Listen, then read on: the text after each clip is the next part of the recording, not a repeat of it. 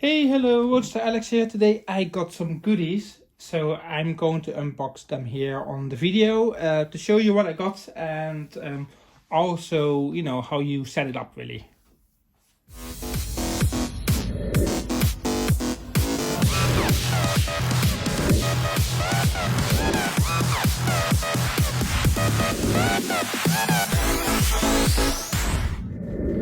So I have a Hondata map sensor here. So it's not the most interesting, it's not, it just come in a plastic bag here. There's no boxes or fancy stuff. So this is a 4-bar Hondata map sensor, which will be replacing my old original one here. I also had a 4-bar from the Speed Factory one, but I decided to go for the Hondata one for easy installation reasons. So I'm putting one over there, next to my original one.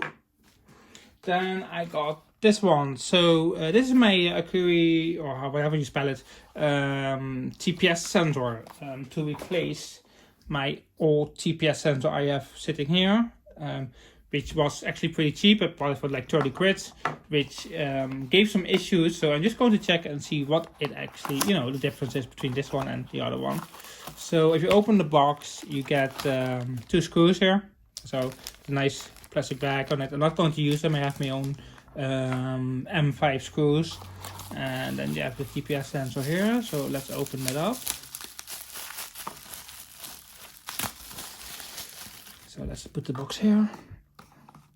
So you got the bag and this. So here's the TPS sensors side by side really. As you can see, it's not much different. I will put a bit closer. It's not much difference.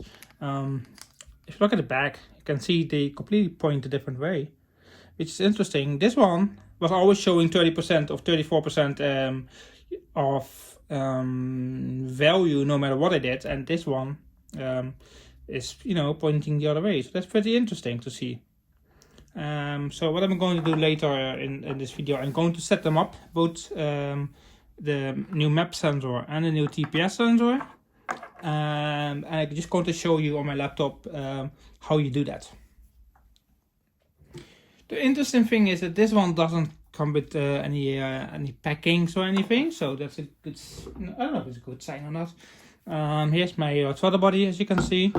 So on my throttle body at this point in time, I have these screws instead of these.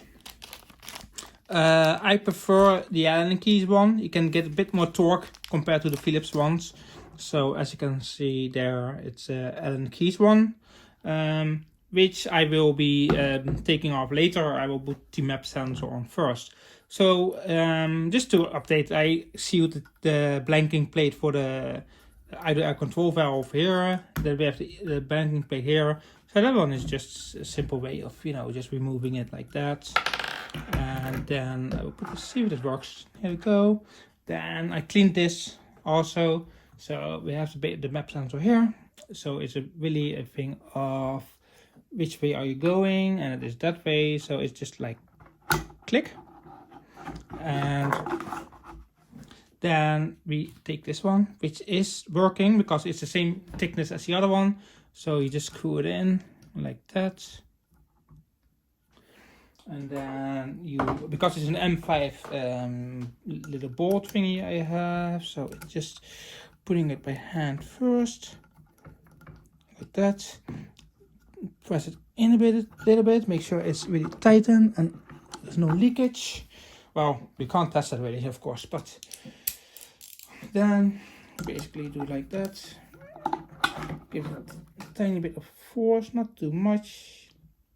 There you go, and that's the map sensor on.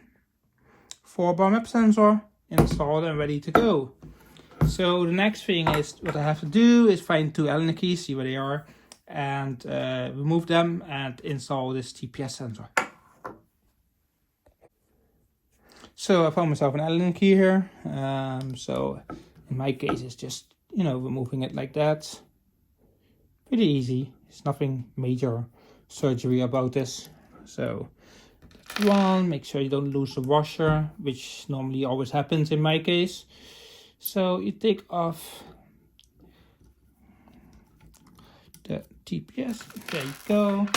And then what you want to do is you want to check and see how the installation is. So you can see that this one compared to that one. So what you want to do is you want to connect that in a way that you have it like that. So we know that this is the closed throttle position already. So what you want to be sure that this thing is sitting the same way. So just double check it again.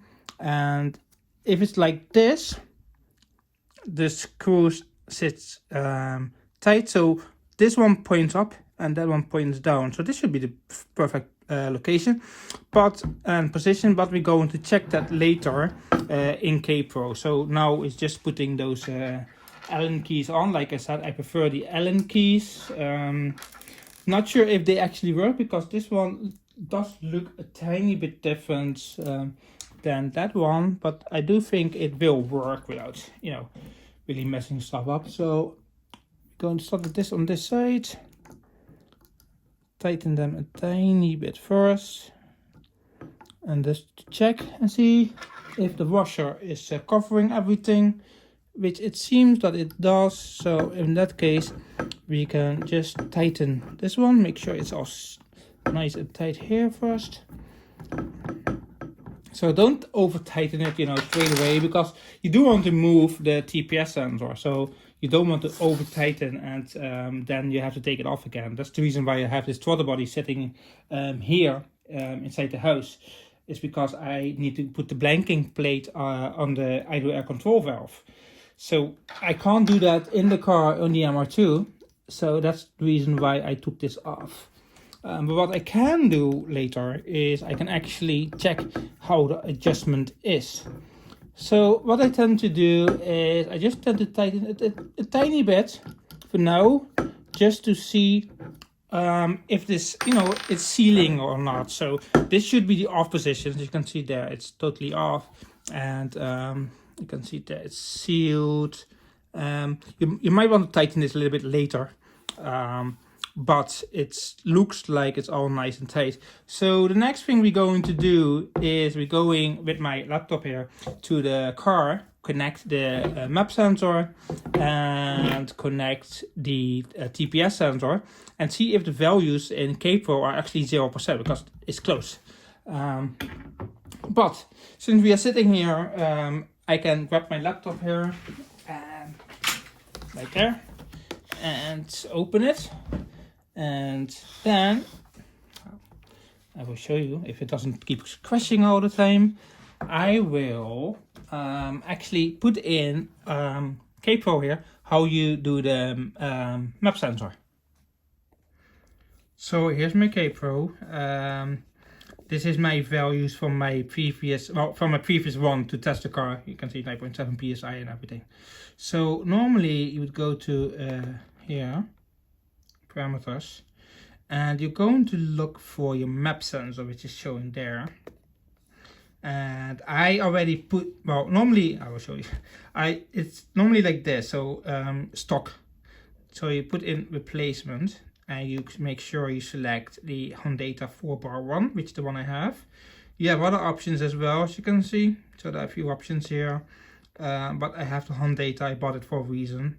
So you put in Hondata and just check everything should be fine, and that is basically you're going to save this one like that. And to show you the throttle is exactly the same, you go actually to throttle here and you can see the values that my this TPS sensor did. It was 31.7% on 0 throttle, and then it was 110% at the full open position. So I'm going to put this back to defaults. There it goes. This is what it should be. And we're going to save. And then the next thing is we're going to the car, connect those two plugs, and I will show you on the car how it looks. So I'm at the car. I connected my sensor. Sorry for the beeping, nothing I can do about that. So I click on here and it will tell me my current throttle position, which is minus 1.6. So I have to move it a tiny bit. So I'm going to rotate it first and see how far we get. So to make things a tiny bit easier, I tend to just put my laptop over there. And if you're very lucky, you can squeeze through this and see the values. So after checking a few times, I got these values here. I tried to get it as close as I could to 0. Doesn't really work for some reason. As you can see, it is set all the way to the top, and it's still 1% off, but it doesn't matter in K-Pro that much. So connect the map sensor as well. Let me see. No, map sensor not yet. So that's the next thing I'm going to try here. Connect the map sensor and see what happens. So that's my map sensor connected, TPS sensor connected. Going back to the car, turn on the keys, go to K-Pro, click on this little icon over here. There we go. And then map says minus 29 psi, so that seems to be okay. Go to your inputs, and it should say something with map voltage as well. Map is there. TPS is evened out at 0%, even though it says 1.6. That's currently 0%.